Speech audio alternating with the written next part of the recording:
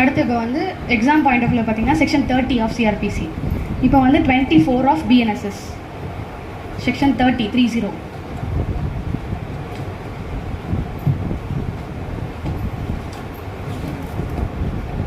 பிஎன்எஸ்எஸ்ல 24.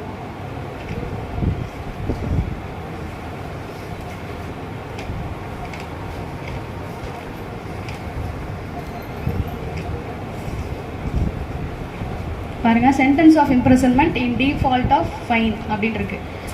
இப்போ வந்து 3 years imprisonment கொடுக்குறாங்க ப்ளஸ் 5,000 rupees ஃபைன் அப்படின்னு இருக்கு. இப்போ இந்த 5,000 பே பண்ணலைன்னா அதுக்கு என்ன பனிஷ்மெண்ட் அப்படின்னு சொல்லிட்டு தான் 30 சொல்லுவாங்க. Sentence of imprisonment in default of fine அப்படின்னு இருக்கு. இதில் 2 கண்டிஷன் கொடுத்துருப்பாங்க பாருங்க. Is not in excess of powers of the magistrate under section 29 பார்த்தீங்கன்னா ஒரு மேஜிஸ்ட்ரேட்டுக்கு எவ்வளோ பனிஷ்மெண்ட் கொடுக்க முடியும், எத்தனை வருஷம் கொடுக்க முடியும்னா 3 வருஷம் கொடுக்க முடியும். அப்போது அந்த 3 வருஷம் தாண்டி இருக்கக்கூடாது. கொஷின் புரிஞ்சுக்கோங்க. 3 வருஷம் இப்போ தண்டனை கொடுக்குறாரு ப்ளஸ் 5,000 ஃபைன், 5,000 ரூபாய். இதை கட்டல அப்படின்னா இந்த 3 yearsக்கு மேலே நீங்கள் எவ்வளோ நாள் கொடுக்கலாம்?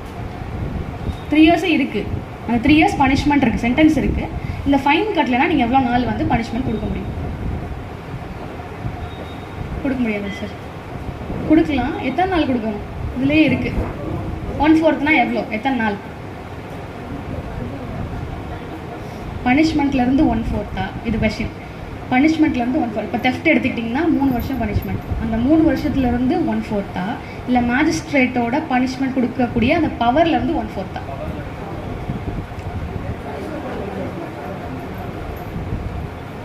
பனிஷ்மெண்ட்லேருந்து 1/4. எத்தனை பேர் அப்படி சொல்வீங்க? பனிஷ்மெண்ட்லேருந்து 1/4 இல்லை மேஜிஸ்ட்ரேட்டோட பவர்லேருந்து 1/4. சரி, இப்போ 7 years பனிஷ்மெண்ட்னு வச்சுக்கோங்க. 7 years அவர் கட்டல. இப்போ 7 years ப்ளஸ் 10,000 ஃபைன். இப்போ எவ்வளோ நாள் கொடுப்பீங்க? அந்த பனிஷ்மெண்ட்லேருந்து 1/4 இருந்தால் எக்ஸஸாக இருக்காதா? எக்ஸஸாக இருக்குமா இருக்காது? எத்தனை நாள் கொடுக்க முடியும்? மேஜிஸ்ட்ரேட்டோட பவரில் 3 years. அந்த 3 yearsலேருந்து 1/4 எவ்வளோ நாள்?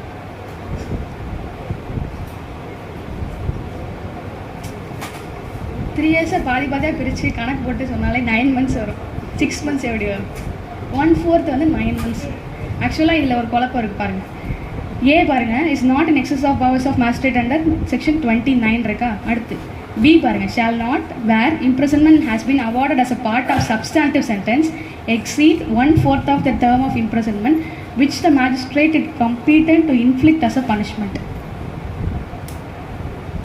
Otherwise an imprisonment in default of payment of fine. அப்போ 3 years ப்ளஸ் 9 monthsக்குள்ளே எவ்வளோ நாள் வேணால் நீங்கள் கொடுத்துக்கலாம். சரியா? என்ன பனிஷ்மெண்ட்டாக இருந்தாலும் சரி. இப்போ ஒரு வேளை 500 ரூபாய் திருட்டியிருக்காரு, அதுக்கு எவ்வளோ நாள் பனிஷ்மெண்ட் கொடுப்பீங்க? 500 ரூபாய் திருட்டியிருக்காரு. இப்போ நானே உங்கள் பேக்கிலேருந்து 500 ரூபாய் திருடுறேன்னா எனக்கு எவ்வளோ பனிஷ்மெண்ட் கொடுப்பீங்க? தெஃப்டோட பனிஷ்மெண்ட் எவ்வளோ? 3 years. அப்போ 500 ரூபாய் திருட்டினா எவ்வளோ கொடுப்பீங்க? சும்மா இன்ட்ராக்ட் பண்ணுங்கள். நாளைக்கு மேஜிஸ்ட்ரேட் ஆக போகிறீங்க, ஒரு ஏபிபி ஆக போகிறீங்க. அப்படி அமைதியாக இருந்தால் எப்படி? எவ்வளோ நாள் பனிஷ்மெண்ட் கொடுப்பீங்க?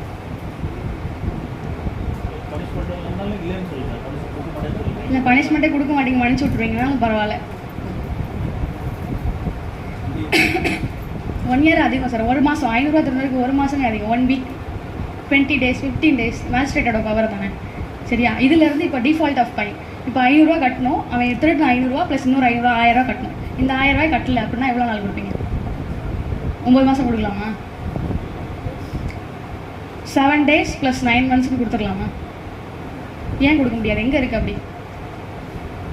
இங்கே 1/4 கொடுக்க சொல்லிட்டாங்க. 9 months கொடுக்குறது உங்களோட description of the court.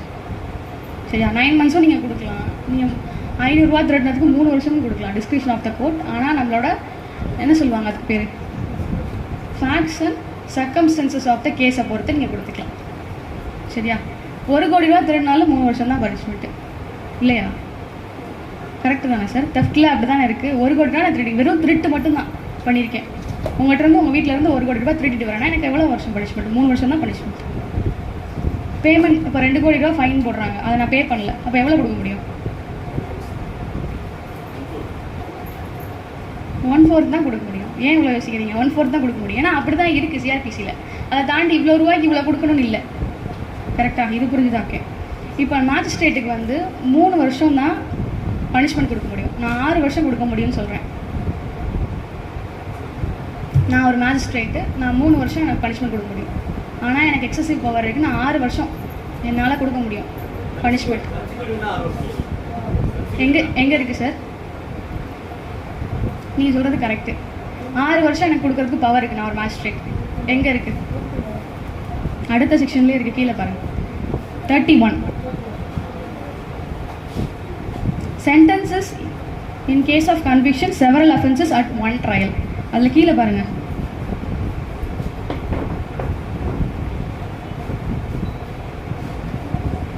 subsection 2ல subclass B, the aggregate punishment shall not exceed twice the amount of punishment which the court is competent to inflict for a single offense. இருக்கா? அப்போ twice the amountனா 2 மடங்கு.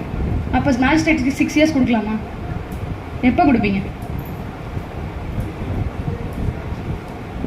என்ன மாதிரி அஃபென்ஸுக்கு 6 years கொடுக்க முடியும்?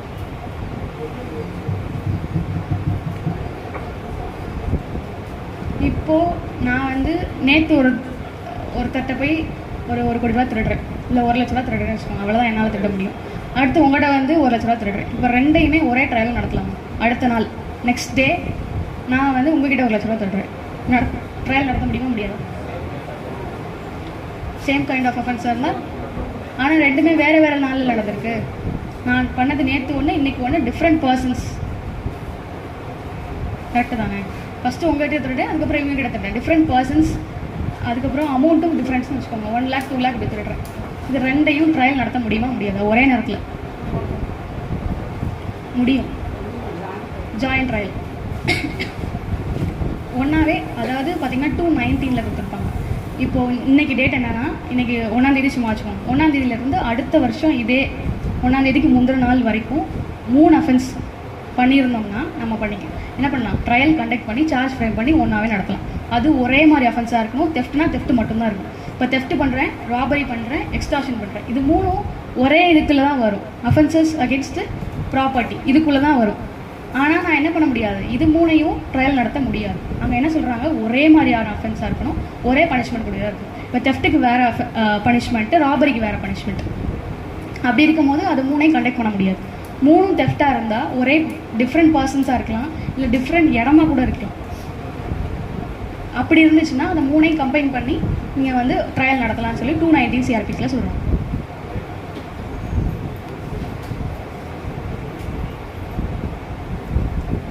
Section 30 and 31 வந்து உங்களுக்கு எக்ஸாமில் வரும்.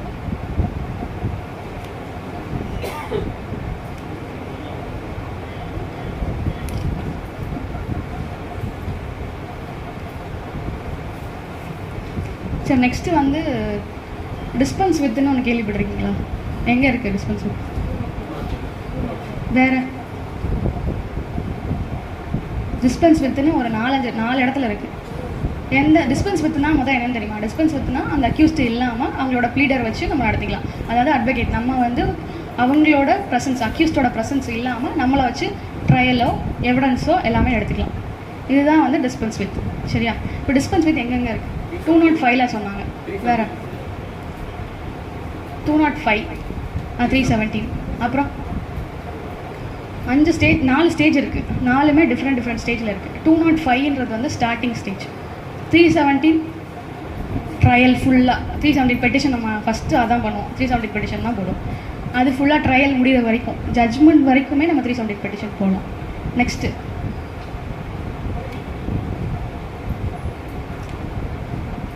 எவிடன்ஸ் ஸ்டேஜ்னு ஒன்று இருக்குல்ல. இப்போ எவிடன்ஸ் எடுக்கிறாங்க. எவிடன்ஸ் ஸ்டேஜில் எப்படி இது 317 நீங்கள் போட முடியுமா? ஆனால் நம்ம போடுறோமே சார். இன்னைக்கு கிராஸ் எடுக்க வருவாங்க, நம்ம 317 தான் போடுவோம். அதான் போடுவோம். அடுத்த மாதம் கிராஸ் எடுக்க வருவாங்க, அப்போ 317 தான் போடுவோம். நமக்கு தெரிஞ்சது அது ஒன்று தான், எனக்குலாம் அதான் தெரியும். 317. அதுக்கப்புறம் எவிடன்ஸ் ஸ்டேஜுக்கு ஒன்று இருக்குது. அப்ஸ்காண்ட் ஆகிட்டாங்கன்னா அதுக்கு ஒன்று இருக்குது. அந்த பெட்டிஷன்லாம் நம்ம போட மாட்டோம். 273 எவிடன்ஸ் ஸ்டேஜ். நான் உங்களுக்கு சொல்கிறேன், கோர்வையாகவே சொல்கிறேன். இப்போ 205 எடுத்துக்கிட்டிங்கன்னா இது வந்து ஸ்டார்டிங் ஸ்டேஜ். அதாவது ஒரு ஸ்டார்டிங்கில் சார்ஜ் ஃப்ரேம் பண்ணுறதுக்கு முன்னாடியோ இல்லை சார்ஜ் ஃப்ரேம் பண்ணதுக்கப்புறமோ என்ன பண்ணுவாங்கன்னா 205 பெட்டிஷன் நம்ம போடலாம். டிஸ்பென்ஸ் வித் இப்போ வயசான பார்ட்டியாக இருக்காங்க, 70 இயர்ஸ் ஓல்டு, உங்களால் இந்த ட்ரையலில் ஃபுல்லாக கண்டக்ட் பண்ண முடியாது அப்படின்னு நினச்சிங்கன்னா 205 என்ன பண்ணலாம், டிஸ்பென்ஸ் வித் பெட்டிஷன் போட்டுக்கலாம். அது எங்கே போய் போடணும், எந்த கோர்ட்டில் எந்த மேஜிஸ்ட்ரேட் கிட்ட நடக்குதோ நீங்கள் அங்கேயே 205 பெட்டிஷன் போட்டுக்கலாம். 317 பெட்டிஷன் வந்து டில் நான் சொல்கிற மாதிரி லாஸ்ட் ட்ரையல் ஃபுல்லாகவே அதான் நம்ம பண்ணிகிட்ருக்கோம். 317 இன்னொரு ப்ரொவிஷன் இருக்குது தெரியுமா? இல்லை சார், 317 இன்னொரு பார்ட் இருக்குது, 2 பார்ட் இருக்கும். சப்செக்ஷன் இல்லாமல் ஸ்ப்ளிட் அப் இருக்கும். 2ல் பார்ட் 2ல் பார்த்தீங்கன்னா ஸ்ப்ளிட் அப் இருக்கும். இப்போ 273 அதில் பார்த்தீங்கன்னா எவிடன்ஸ் ஸ்டேஜில் என்ன பண்ணலாம், ஒரு அக்யூஸ்ட் இல்லாமல் எப்படி டிஸ்பென்ஸ் வித் பண்ணலாம் அப்படின்னு சொல்லி 273 சொல்லியிருப்பாங்க.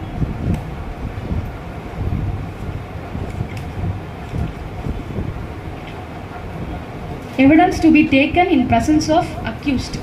எவிடன்ஸ் பார்த்தீங்கன்னா நம்மளோட சிஸ்டம் எப்படின்னா அக்யூஸ்டோரியல் சிஸ்டம் அப்படின்னு சொல்லுவோம். நம்ம அக்யூஸ்ட் இல்லாமல் எந்த ஒரு ப்ரொசீடிங்குமே பண்ண முடியாது.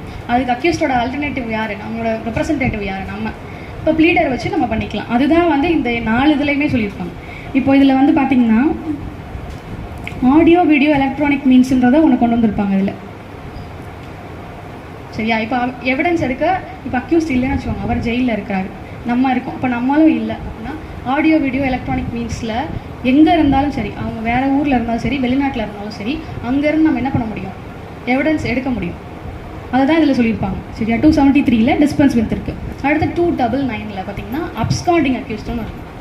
ஒரு அக்யூஸ்ட் அப்ஸ்காண்ட் ஆகிட்டாருன்னா ட்ரையல் நடத்தலாமா நடத்தக்கூடாது. இப்போ 5 பேர் இருக்குன்னு வச்சுக்கோங்க, இல்லை 2 பேர்னு வச்சுக்கோங்க. 2 பேரில் ஒரு ஆள் அப்ஸ்காண்ட் ஆகிட்டாப்பில் ட்ரையல் ஸ்டேஜ் வந்து பார்த்திங்கன்னா அவர் வரவே இல்லை, ஒருத்தர் வந்து வந்துக்கிட்டே இருப்பார். அது இப்போ என்ன பண்ணுறது, ஸ்ப்ளிட் அப் பண்ணிட்டு ட்ரையல் நடத்தலாமா நடத்தக்கூடாது. இப்போ நான் வந்து அப்ஸ்காண்ட் ஆகிட்டேன், எனக்கு அகெயின்ஸ்டாக ட்ரையல் நடத்த முடியுமா, முடியாது? பனிஷ்மெண்ட் கொடுக்க முடியுமா? எனக்கு அகெயின்ஸ்டாக நீங்கள் எவிடன்ஸ்லாம் எடுக்கலாம், எவிடன்ஸ் எடுக்கலாம். 299 பார்த்தீங்கன்னா அப்ஸ்காண்ட் ஆகிட்டாங்கன்னா ப்ரொக்ளைம்டு அஃபெண்டர் அப்படின்னு தெரிவிக்க சொல்லுவாங்க. அதுக்கப்புறம் என்னை தேடுறதுக்கு முறையான நடவடிக்கைகள் எல்லாமே எடுக்கணும். எடுத்ததுக்கப்புறம் தான் என்ன பண்ணணும், நான் வந்து அப்ஸ்காண்டிங் அக்யூஸ்ட் அப்படின்னு சொல்லிட்டு நம்ம டிக்ளேர் பண்ணணும். அதுக்கப்புறம் எனக்கு அகெயின்ஸ்டாக எவிடன்ஸ் எடுக்கலாமானா எடுக்கலாம். இந்த 2 பேர் பண்ணியிருக்கோம்ல, மர்டர் பண்ணியிருக்கோன்னு வச்சுக்கோங்களேன். இப்போது நான் தான் வந்து ப்ரைம் அக்யூஸ்ட், நான் தான் அக்யூஸ்ட் நம்பர் A1 வச்சுக்கோங்க. இப்போ எனக்கு அகெயின்ஸ்டாக எவிடன்ஸ் கண்டிப்பாக எடுக்கலாம். அந்த எவிடன்ஸை எப்போ யூஸ் பண்ணணும், இப்போ நான் வந்துட்டேன், இப்போ 1 வருஷமாக ட்ரையல் நடக்குது, எல்லாம் PW ஒரு 15 விட்னஸ் இருக்காங்க அப்படின்னா PW 15 வரைக்குமே நீங்கள் விசாரிச்சிட்டிங்க. விசாரித்ததுக்கப்புறம் இந்த 15 பேரையுமே வந்து எனக்கு அகெயின்ஸ்டாக நீங்கள் எல்லாமே விசாரிச்சு வச்சுருக்கீங்க, உங்களுக்கு கரெக்ட் ஜட்ஜ்மெண்ட்டில் வந்து கன்விக்ஷன் கொடுக்க போகிற ஸ்டேஜில் இருந்துச்சு. இப்போ நான் வந்துட்டேன், இதை யூஸ் பண்ண முடியுமா? நான் வரலை, யூஸ் பண்ண முடியுமா? கொஷின். 15 பேருமே எனக்கு அகெயின்ஸ்டாக இருக்குது, கன்விக்ஷன் ஸ்டேஜில் இருக்குது, நான் தான் இந்த கொலையை பண்ணேன், நான் தான் A1. இப்போ நான் வரதுக்கு முன்னாடி யூஸ் பண்ணிக்கலாமா, நான் வந்ததுக்கப்புறம் இதை யூஸ் பண்ணிக்கலாமா? என்ன சார்? இல்லை,